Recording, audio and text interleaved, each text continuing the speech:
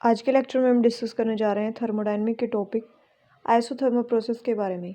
Isothermal process में क्या होता है, टेम्परेचर हमेशा कांस्टेंट रहता है एंड हीट इज़ क्या है, कॉन्टिन्यूसली एमिट आउट होती है। वॉल ऑफ द कंटेनर हमेशा क्या होती है, कंडक्टिंग होती हैं आइसोथर्मल प्रोसेस के अंदर। प्रोसेस हमेशा जो होती है वो स्लो होती है आइसोथर्मल प्रोसेस जो होती है। जैसे कि हमारे पास एक सिलेंडर बनाया, ठीक है, सिलेंडर है, उसमें एक पिस्टन है, ठीक है। उसके बाद हमारे पास ग्राफ है पी और वी के बीच में, प्रेशर और वॉल्यूम के बीच में इस टाइप का। And gas compress work is done on the system, कि जब गैस क्या हो जाएगी, कंप्रेस्ड हो जाएगी, तो वर्क क्या हो जाएगा, ऑन द सिस्टम। जब गैस एक्सपेंड हो जाएगी तो बाय द सिस्टम हो जाएगा।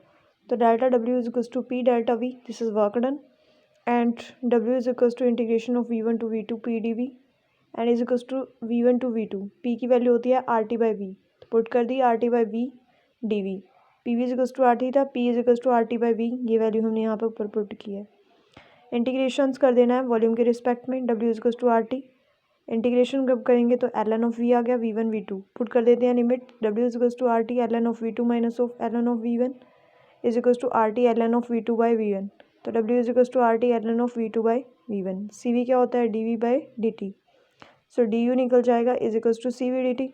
If the other D T is zero, क्योंकि टी कॉन्स्टेंट था तो डी टी क्या हो जाएगा, ज़ीरो हो जाएगा। टी क्या होता है, कॉन्स्टेंट होता है। तो यहाँ है कि अगर टी कॉन्स्टेंट है आइसोथर्मल में तो डी टी ज़ीरो हो जाएगा। तो इसका मतलब है कि जब डी टी ज़ीरो है तो डी यू क्या हो जाएगा, zero, and then U constant हो जाएगा। For adiabatic process the heat contents are keeped constant, heat content हमेशा कॉन्स्टेंट होगा और वॉल्स ऑफ कंटेनर एडियाबैटिक होंगी और प्रोसेस जो होगा वो क्विक होगा आइसोथर्मल से, ठीक है।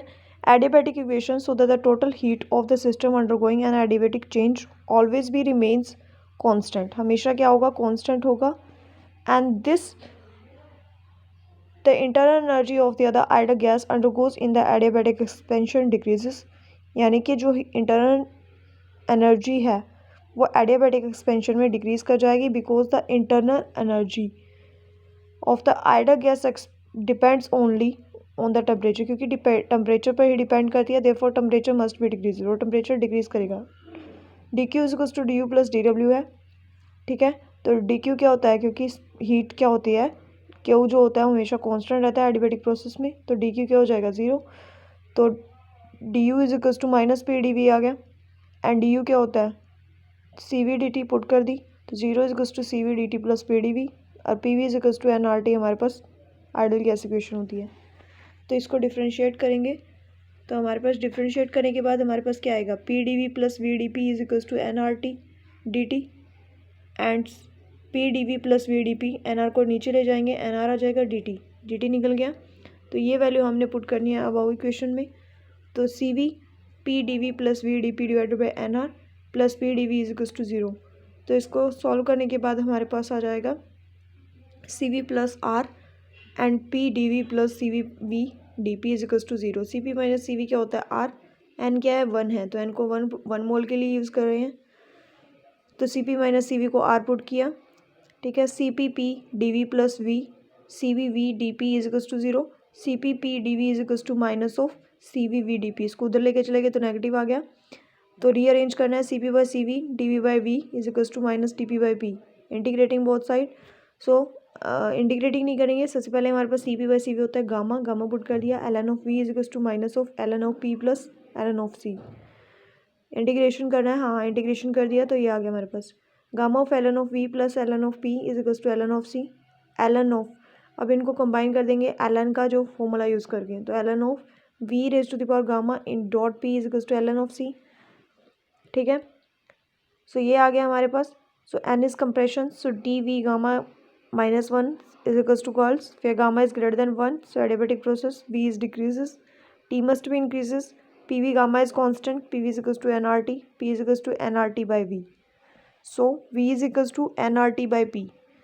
अगर हम करते हैं for adiabatic process D Q is equals to T D S, D Q क्या होता है, जीरो होता है एडियाबैटिक प्रोसेस में, तो डी एस भी क्या हो जाएगा, जीरो, एस क्या हो जाएगा, constant, D U plus D W is equals to zero, D U क्या हो जाएगा, minus of D W, that is perfect differential equation.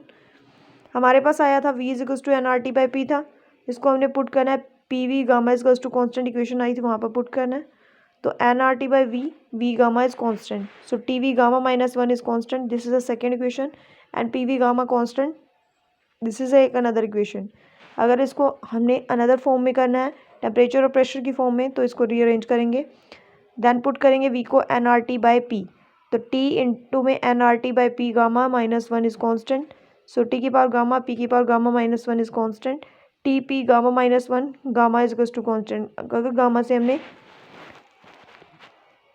1 by gamma से क्या कर दिया, मल्टीप्लाई कर दिया both side, so T P gamma -1 gamma is equals to constant, so this is the adiabatic equations, so pt gamma -1 is constant, this is the adiabatic process, and work done in the adiabatic equations, pv gamma is equals to constant, p is equals to constant, v gamma, and c is c divided by gamma v gamma -1,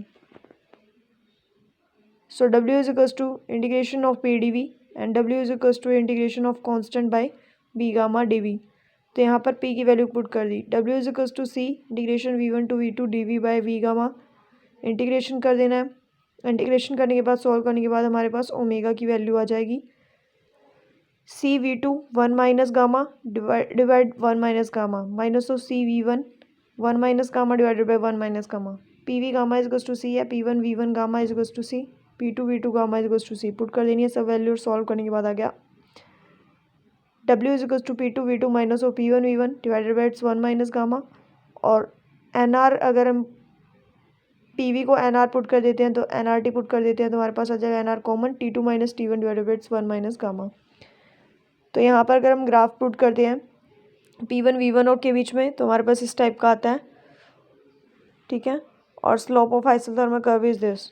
उसके बाद आता है for the isobaric process pressure is constant, so W is equals to integration of P dV and is equals to P integration of V1 to V2 dV, so W is equals to P constant है, बाहर आ गया V2 minus of V1 integration करने के बाद। तो ये graph है pressure और वॉल्यूम के बीच में, स्लोप हमेशा जीरो रहती है आइसोबारिक प्रोसेस के अंदर, आइसोकोरिक प्रोसेस के अंदर वॉल्यूम कांस्टेंट होगा एंड dV की वैल्यू क्या हो जाएगी, जीरो हो जाएगी।